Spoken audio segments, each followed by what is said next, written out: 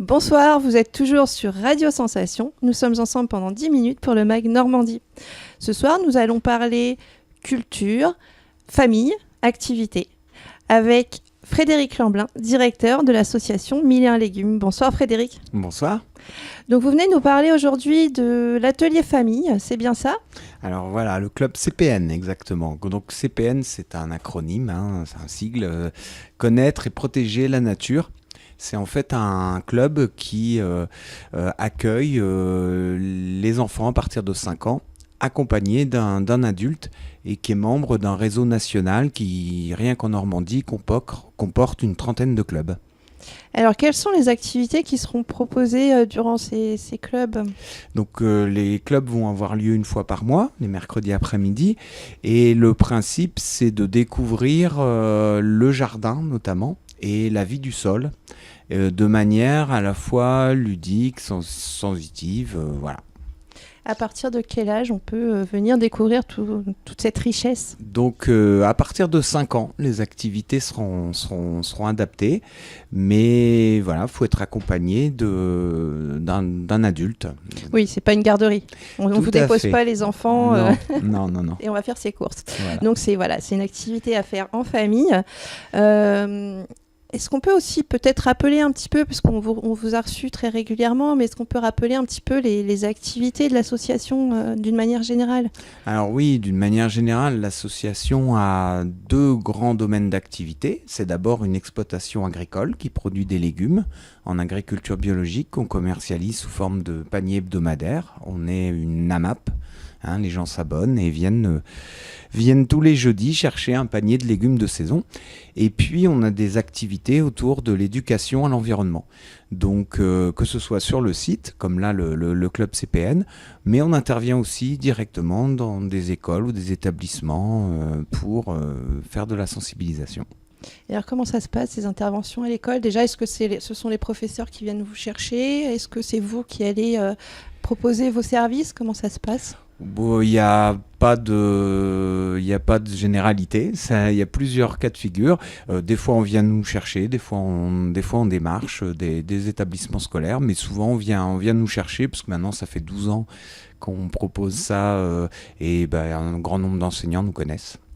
Et c'est principalement sur le secteur de Bernay et Terre de Normandie, j'imagine ? En fait, c'est principalement effectivement sur l'intercom Bernay et Terre de Normandie, mais nous allons bientôt, là en mars, devenir un CPIE, Centre permanent d'initiative pour l'environnement, qui a une vocation départementale en termes d'intervention.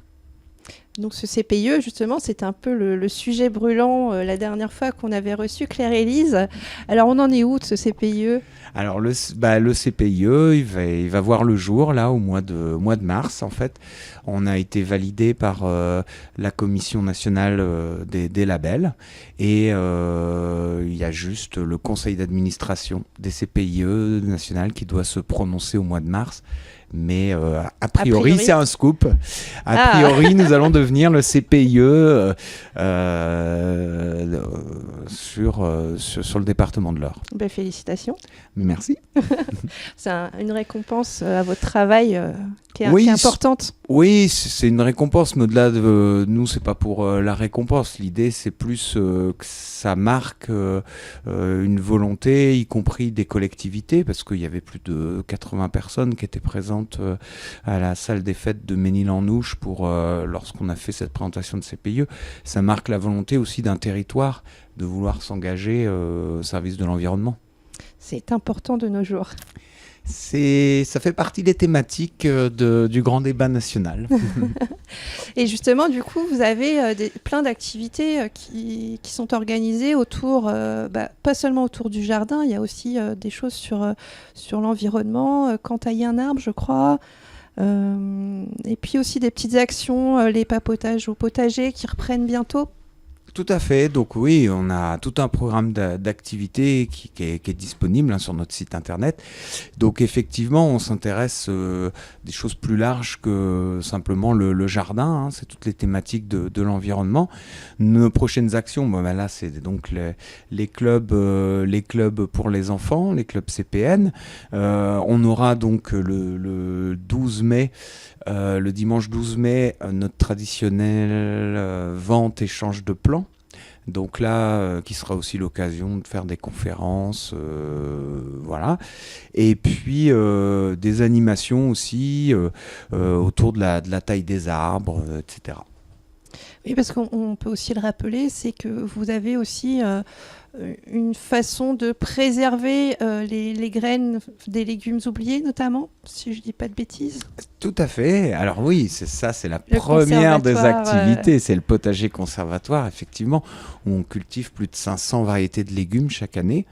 Et donc là, ça demande tout un processus, c'est-à-dire qu'il faut, là, on va pas tarder à rentrer dans la période des semis. À partir de février, l'ensemble des variétés, ça va s'échelonner jusqu'au mois de mars, l'ensemble des variétés vont être semées pour pouvoir être à la fois visibles des visiteurs et puis aussi de pouvoir produire des graines pour pouvoir les conserver. Est-ce que ces plantes seront justement au moment de l'échange, est-ce qu'on pourra trouver ces variétés? Ah, mais bien sûr, on aura l'occasion d'en reparler, j'espère bien d'ici là, puisque c'est que le 12 mai, donc on a le temps, mais oui, il y aura normalement, si tout va bien, plus de 150 variétés de tomates, par exemple, à disposition des participants. Des bonnes tomates. Avec du goût. Elles sont tout le temps bonnes quand elles sont récoltées à maturité. Et surtout pas à cette saison. Voilà, c'est ça. Voilà. Les tomates du mois de janvier, je pense qu'il faut oublier. Il faut oublier. Donc pour en revenir à ces clubs nature, donc on l'a dit, c'est à partir de 5 ans, c'est un mercredi par mois, donc on a le... Alors ça va commencer le mercredi 6 février. La première, donc là, ça va être une prise de connaissance, l'explication du système. Et après, voilà, c'est au rythme d'une fois par mois. Donc la fois suivante, c'est le 13 mars, après le 3 avril. Mais les gens auront toutes ces informations-là sur notre site internet s'ils sont intéressés. C'est des ateliers gratuits. Qui sont gratuits pour les participants. La seule chose, c'est d'adhérer à l'association. Et ça coûte 10 € pour l'année. Donc, c'est modeste. Et concrètement, comment se déroulent ces moments de partage en famille? Alors donc, c'est Claire-Élise et Justine, mes 2 collègues, qui s'occupent de l'animation de ces ateliers.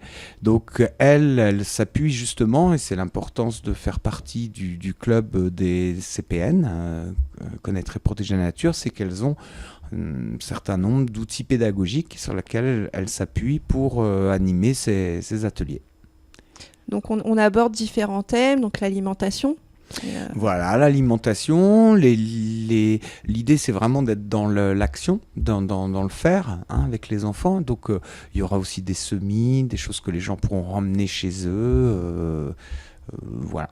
On va parler notamment peut-être aussi de l'utilisation de l'eau, de comment on fait du compost et de tout ce qui est biodiversité et de l'importance de prendre soin de la nature. Voilà, l'idée c'est vraiment d'aborder tout ce qui tourne autour des légumes et du jardin. Donc ça va de la vie du sol jusqu'à les questions de l'eau, etc. Donc il va apprendre qu'il faut même protéger les vers de terre.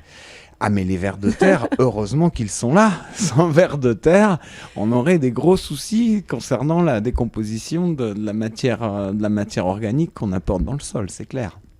Donc c'est vrai que c'est utile de le rappeler parce qu'on parle souvent des abeilles, mais les vers de terre aussi, il faut les protéger. Ah mais voilà, de toute façon, voilà, c'est ce qu'on appelle la biodiversité. Aujourd'hui, on sait qu'elle est fortement mise à mal, et alors qu'elle nous rend des services, si on devait le faire nous-mêmes, ça nous coûterait beaucoup plus cher. Et comment on fait pour s'inscrire à ces ateliers ? C'est tout simple, il suffit juste d'appeler au numéro de l'association, donc au 02 32 46 02 54, ou d'envoyer un petit mail pour ceux qui ont Internet. info@1001legumes.com. Voilà, tout à fait. On est déjà au bout de ces 10 minutes, Déjà. Frédéric. Donc on vous retrouve prochainement pour la suite de vos aventures. Merci. Retrouvez ce mag en audio et vidéo sur notre site radiosensation.fr.